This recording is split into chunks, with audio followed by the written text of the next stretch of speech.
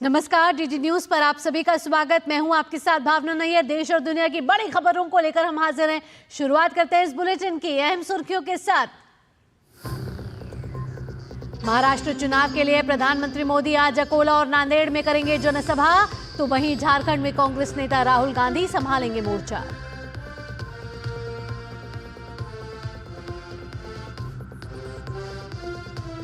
वक्फ bill पर गठित JPC आज से 5 राज्यों के दौरे पर। पहले दिन गुवाहाटी में हितधारकों से बातचीत करेगी समिति।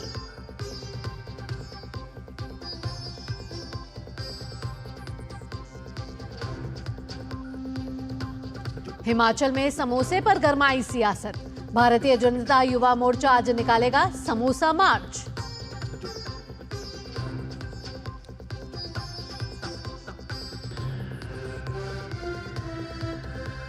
अमेरिका ने ईरानी व्यक्ति पर लगाया ट्रंप के कथित हत्या के प्रयास का आरोप। एफबीआई ने साजिश को किया नाकाम।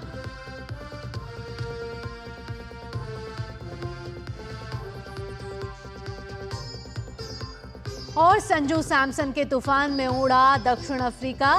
पहले T20 में भारत ने दक्षिण अफ्रीका को 61 रन से दी मात। 4 मैच की सीरीज में 1-0 की बढ़त।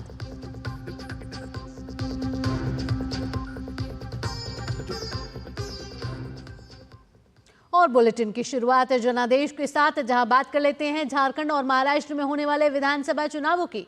शुरुआत महाराष्ट्र से, जहां 20 नवंबर को होने वाले विधानसभा चुनाव के मद्देनजर प्रधानमंत्री नरेंद्र मोदी ने भी चुनाव प्रचार का आगाज कर दिया है। कल नासिक और धुले में चुनावी जनसभाओं के बाद प्रधानमंत्री आज अकोला और नांदेड़ में चुनावी रैली के जरिए मराठवाड़ा को साधने की कवायद करेंगे। सबसे पहले प्रधानमंत्री अकोला में रैली करेंगे और विदर्भ के अमरावती, बुल्ढाना, यवतमाल और वाशिम जिलों के उम्मीदवारों के समर्थन के लिए लोगों से वोट की अपील करेंगे। इसके बाद प्रधानमंत्री नांदेड़ में जनसभा करेंगे। नांदेड़ की रैली में प्रधानमंत्री के साथ मुख्यमंत्री एकनाथ शिंदे, उप मुख्यमंत्री देवेंद्र फडणवीस और उप मुख्यमंत्री अजीत पवार के अलावा महाराष्ट्र भाजपा के अध्यक्ष चंद्रशेखर बावनकुले भी मौजूद रहेंगे। प्रधानमंत्री के इस हफ्ते महाराष्ट्र में कई जनसभाओं का कार्यक्रम प्रस्तावित है। प्रधानमंत्री 12 नवंबर को चंद्रपुर, चिमूर, सोलापुर और पुणे की रैली के जरिए पश्चिम महाराष्ट्र की सीटों पर पकड़ मजबूत करने का प्रयास करेंगे, जिसके बाद 14 नवंबर को प्रधानमंत्री संभाजीनगर, नवी मुंबई और मुंबई में रैलियों को संबोधित करेंगे। इस तरह बीजेपी ने प्रधानमंत्री के जरिए मुंबई बेल्ट की 36 सीटें साधने का प्लान बना लिया है।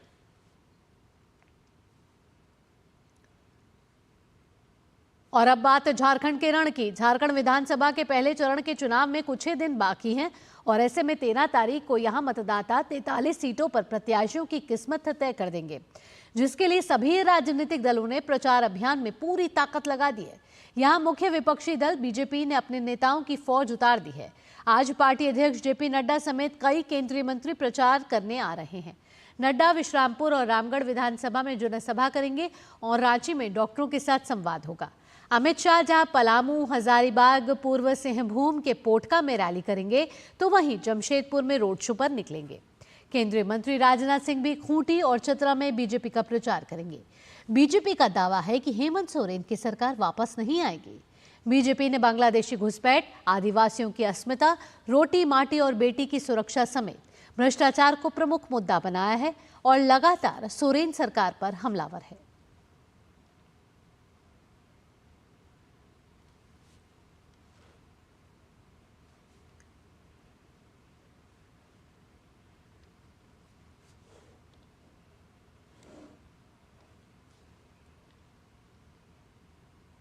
कांग्रेस नेता राहुल गांधी आज झारखंड के बागमारा और मानगो में चुनावी जनसभा करेंगे। बागमारा सीट पर कांग्रेस प्रत्याशी जलेश्वर महतो चुनाव लड़ रहे हैं। कांग्रेस ने इसकी व्यापक तैयारी कर ली है। राहुल गांधी ने बागमारा में जनसभा से कांग्रेसियों में उत्साह है। कांग्रेसियों का दावा है कि बागमारा की सभा का असर धनबाद जिले की सभी 6 सीटों पर पड़ेगा। इंडी गठबंधन एकजुट होकर और सक्रिय हो जाएगी। वहीं राहुल गांधी मानगो के गांधी मैदान में जनसभा करेंगे। इससे पहले राहुल गांधी मानगो पहुंचने पर बड़ा हनुमान मंदिर में पूजा अर्चना भी करेंगे। तो बागबारों और मानगो में आज राहुल गांधी की चुनावी जनसभा है। मुख्य चुनाव आयुक्त राजीव कुमार ने चुनाव प्रचार के दौरान महिला नेताओं के खिलाफ की गई विवादास्पद टिप्पणियों की कड़ी निंदा की है। राजीव कुमार ने आचार संहिता के अंतर्गत निर्देश दिया है कि महिलाओं के प्रति अपमानजनक, अशोभनीय टिप्पणियों के खिलाफ अधिकारियों को उल्लंघनकर्ताओं से सख्ती से निपटना होगा। आयोग ने महिलाओं के प्रति अशोभनीय भाषा की कड़ी निंदा भी की है। उन्होंने महिलाओं की गरिमा और सम्मान के खिलाफ अपमानजनक भाषा के प्रयोग पर चिंता व्यक्त की और नाराजगी जताई।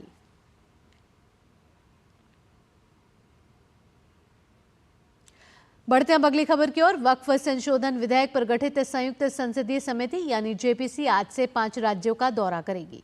दौरे के पहले चरण में आज जेपीसी असम के गुवाहाटी का दौरा करेगी और इस दौरान भाजपा सांसद जगदंबिका पाल की अध्यक्षता में समिति असम के अल्पसंख्यक मामलों और कानून और न्याय मंत्रालय और साथ ही मेघालय, मणिपुर और त्रिपुरा के राज्य अल्पसंख्यक आयोग और असम के वक्फ बोर्ड के प्रतिनिधियों के साथ अनौपचारिक बातचीत करेगी। समिति बार काउंसिल और वकील संघों, मुतवली संघों और अन्य हितधारकों के प्रतिनिधियों से भी मुलाकात करेगी। इसके बाद समिति उड़ीसा, पश्चिम बंगाल, बिहार और उत्तर प्रदेश की राजधानियों में हितधारक समूह के साथ चर्चा करेगी। समिति को संसद के शीतकालीन सत्र के पहले सप्ताह के आखिरी दिन तक विधेयक पर अपनी रिपोर्ट सौंपने के लिए कहा गया है। We have come along with our member of parliament, those who are the JPC on Waqf for a study visit. Here now in Guwahati we'll meet the different stakeholders along with the state government representatives, minority commissions and Waqf boards, and after Guwahati then we'll go to the Bhubaneswar, then after Kolkata and Patna, Lucknow. खबर हिमाचल प्रदेश से आ रही है। हिमाचल प्रदेश के मुख्यमंत्री सुखविंदर सुक्खू इस समय समोसे को लेकर चर्चा में हैं और अब इस पर राजनीति भी गरमा रही है। समोसा विवाद के बीच हिमाचल प्रदेश के पूर्व मुख्यमंत्री और मौजूदा नेता प्रतिपक्ष जयराम ठाकुर ने मंडी के सर्किट हाउस में भाजपा कार्यकर्ताओं के साथ समोसा पार्टी का आयोजन किया। वहीं समोसा विवाद पर आज भारतीय जनता युवा मोर्चा शिमला में समोसा मार्च निकालेगी। दरअसल मुख्यमंत्री सुक्खू के लिए बनाए गए समोसे और केक उनके सुरक्षा कर्मचारियों को परोस दिए गए। इसके बाद से विवाद खड़ा हो गया और मामला सीआईडी तक पहुंच गया। सीआईडी जांच में जुटी हुई है कि किसकी गलती से मुख्यमंत्री के लिए लाए गए समोसे और केक सीएम के स्टाफ को परोसे गए। अब बैठे बिठाए बीजेपी को एक दिलचस्प मुद्दा मिल गया है।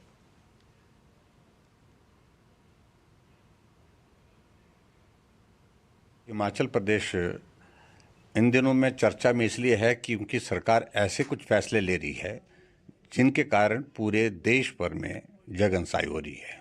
समोसे पुलिस विभाग के कुछ कर्मचारियों ने, कुछ अधिकारियों ने खाए और उस पर इतना बवाल खड़ा हो गया। और मैं सिर्फ इतनी बात कहना चाह रहा हूं कि जब समोसे पर जांच होती तो सरकार की प्राथमिकता का मालूम पड़ता है कि उसकी प्राथमिकता है क्या। वर्तमान कांग्रेस की सरकार हिमाचल प्रदेश में बिना सोचे समझे फैसले कर रही है और उसका ये परिणाम है। टॉयलेट टैक्स एक बहुत बड़ा उदाहरण है जिसको बाद में वापस लेने की दिशा में कदम बढ़ाना पड़ा। भारतीय सैन्य विरासत का महोत्सव नई दिल्ली में शुरू हुआ। Chief of defence staff general Anil Chauhan ने इस महोत्सव का उद्घाटन किया। रक्षा मंत्रालय द्वारा किए जा रहे इस आयोजन का उद्देश्य वैश्विक और भारतीय संस्थाओं का ध्यान सैन्य विरासत पर केंद्रित करना है। ब्रिटिश उच्चायोग द्वारा भी इस आयोजन को समर्थन दिया जा रहा है। महोत्सव के अवसर पर ही परियोजना शौर्य गाथा का शुभारंभ भी किया गया। रक्षा मंत्रालय का कहना है कि इस आयोजन से युवा पीढ़ी को सशस्त्र बलों में करियर बनाने के लिए प्रेरित करने में मदद मिलेगी। यहाँ इंडियन एयरफोर्स, आर्मी और नेवी की जानकारी देने के लिए उनके सूचनात्मक स्टॉल लगाए गए हैं। इसके जरिए विभिन्न कार्यों में एयरफोर्स, आर्मी और नेवी की शानदार भूमिकाएं दर्शाई जा रही हैं। इतना ही नहीं, ये स्टॉल इच्छुक युवाओं के लिए आर्मी, नेवी और एयरफोर्स में उपलब्ध विभिन्न अवसरों को भी प्रदर्शित कर रहे हैं।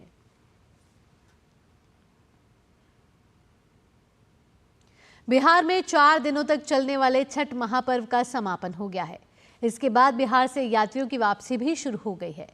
छठ पर्व के मद्देनजर इस बार भारतीय रेलवे ने यात्रियों की सुविधा को ध्यान में रखते हुए व्यापक इंतजाम किए हैं। देखिए डीडी न्यूज की एक खास रिपोर्ट। छठ महापर्व पर रेलवे ने दिल्ली, मुंबई समेत देश भर के प्रमुख स्टेशनों से जिस प्रकार यात्रियों को बिहार पहुंचाने के लिए विशेष ट्रेनों का इंतजाम किया था, उसी प्रकार अब इस महापर्व के समापन के बाद यात्रियों की सकुशल वापसी के विशेष इंतजाम किए गए हैं। पटना जंक्शन पर रेलवे के अधिकारी ने यात्रियों की सुविधा के लिए किए गए इंतजामों के बारे में जानकारी दी।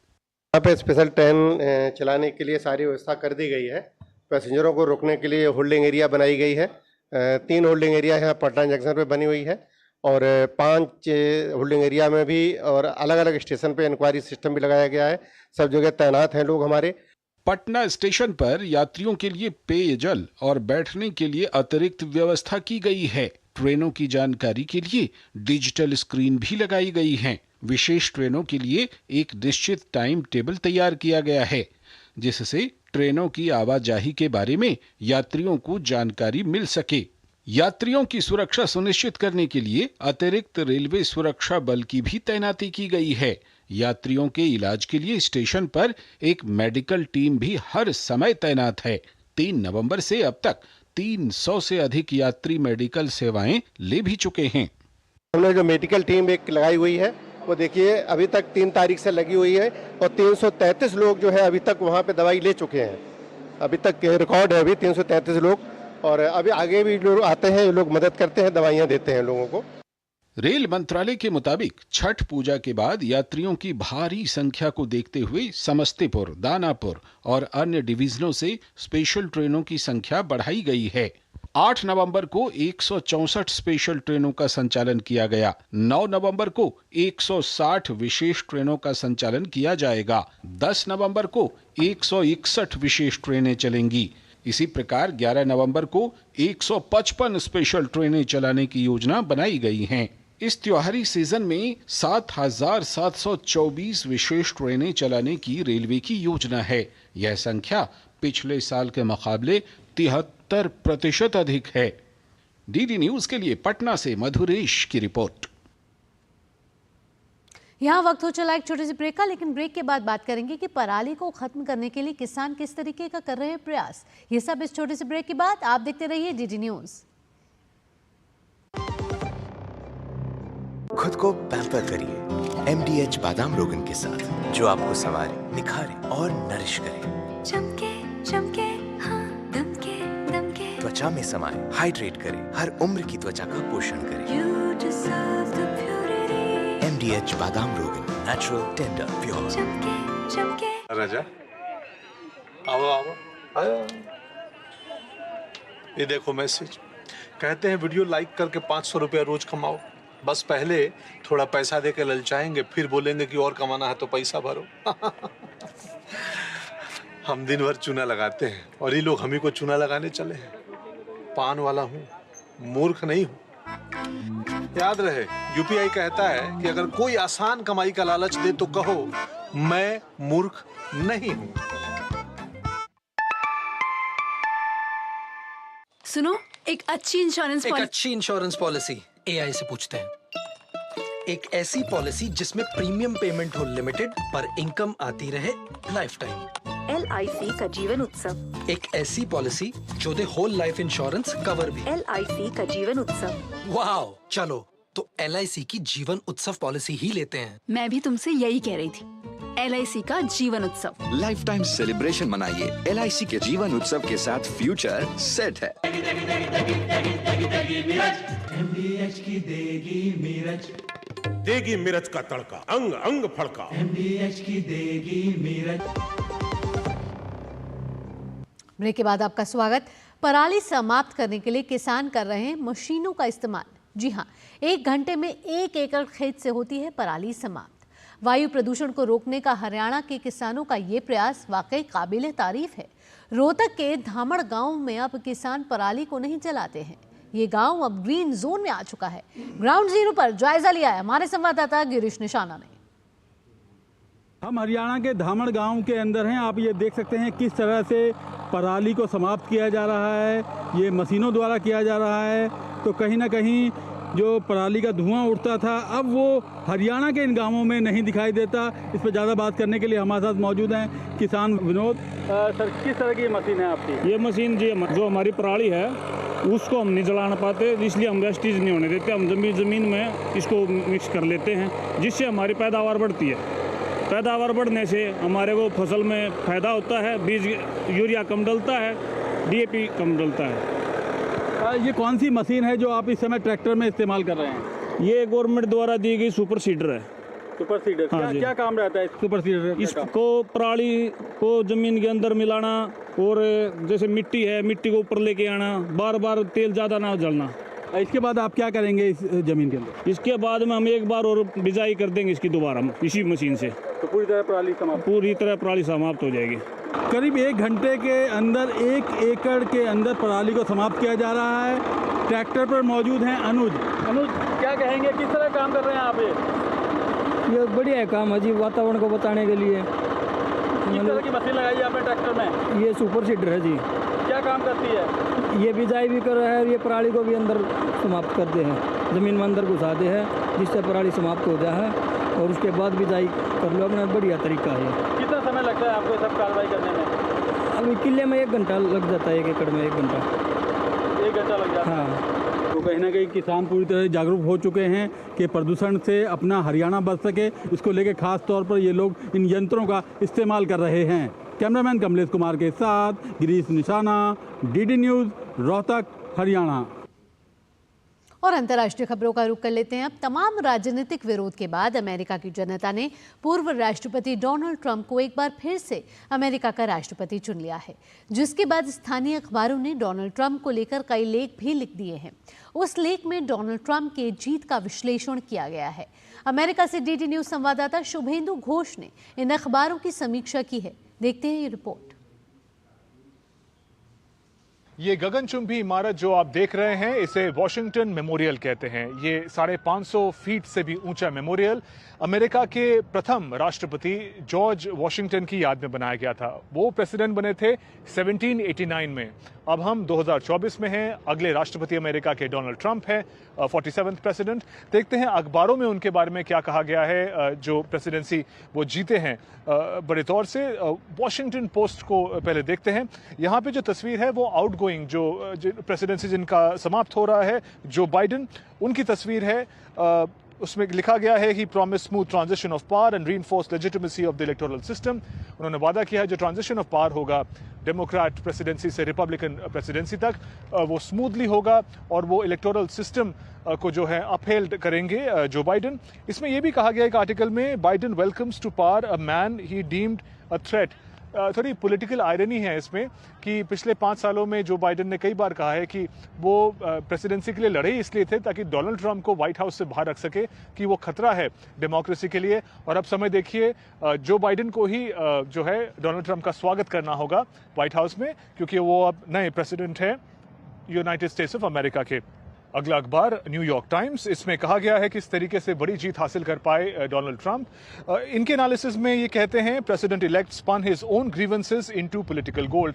उनके जो अपने कंसर्न्स थे, अपने जो दुख थे एडमिनिस्ट्रेशन के प्रति, उनके खिलाफ इतने केसेस हुए हैं, उसको उन्होंने इस तरीके से प्रस्तुत किया कि उनकी पार्टी और बल्कि आधे अमेरिका के जो लोग हैं वो उनसे रिलेट करने लगे कि हम एडमिनिस्ट्रेशन से परेशान हैं।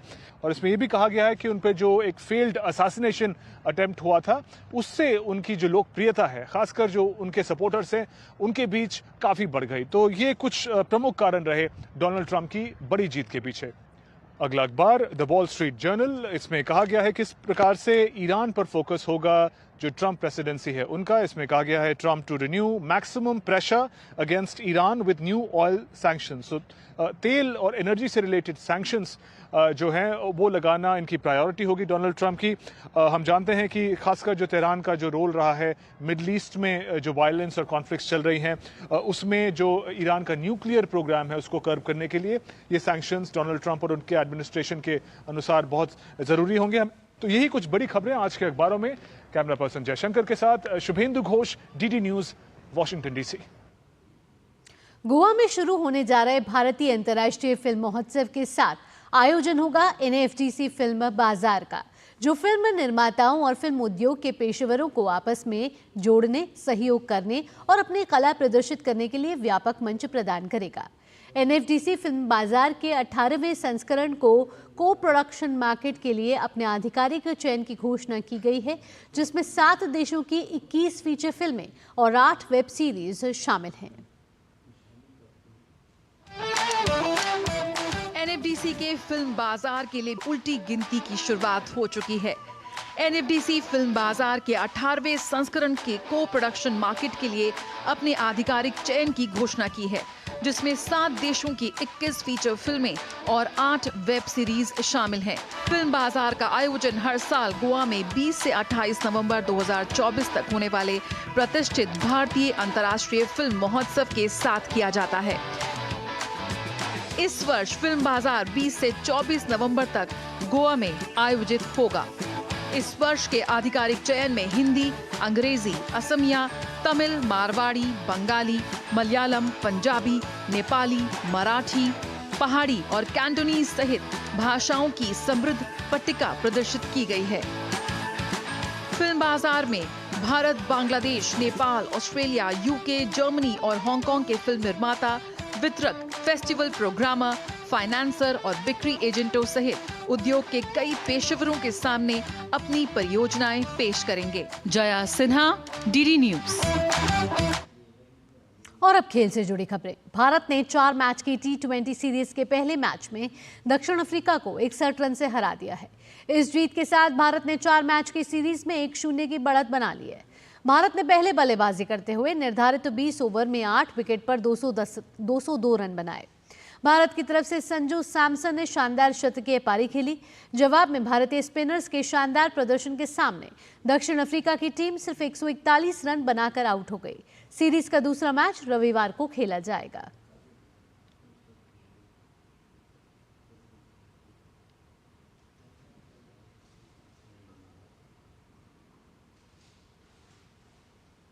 भारत के संजू सैमसन ने दक्षिण अफ्रीका के खिलाफ डर्बन में खेली गई सीरीज के पहली T20 में शतक लगाया है। इसके साथ ही संजू सैमसन लगातार T20 अंतर्राष्ट्रीय मुकाबले में शतक लगाने वाले पहले भारतीय बन गए हैं। इससे पहले उन्होंने अक्टूबर में बांग्लादेश के खिलाफ हैदराबाद में खेले गए T20 मैच में भी शतक लगाया था।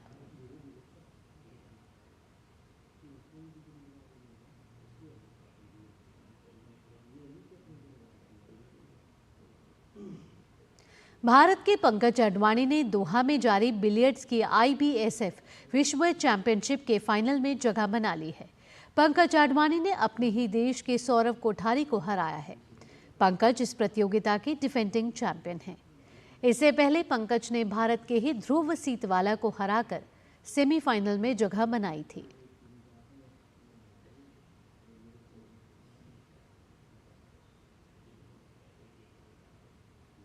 और भारत के पंकज अडवाणी ने दोहा में जारी बिलियर्ड्स की IBSF विश्व चैंपियनशिप के फाइनल में जगह बना ली है। पंकज अडवाणी ने अपने ही देश के सौरव कोठारी को हरा दिया है। पंकज इस प्रतियोगिता के डिफेंडिंग चैंपियन है। इससे पहले पंकज ने भारत के ही ध्रुव सीतवाला को हराकर सेमीफाइनल में जगह बनाई थी। खबरों की दुनिया से जुड़े रहने के लिए अब DD न्यूज़ की खबरें और updates YouTube, Facebook, Twitter, Instagram और हमारी वेबसाइट्स पर भी उपलब्ध हैं। आप इन्हें फॉलो और सब्सक्राइब कर सकते हैं। इसी के साथ इस बुलेटिन में इतना ही। देश और दुनिया की बाकी अन्य खबरों के लिए आप देखते रहिए DD न्यूज़। मुझे दीजिए अनुमति। नमस्कार।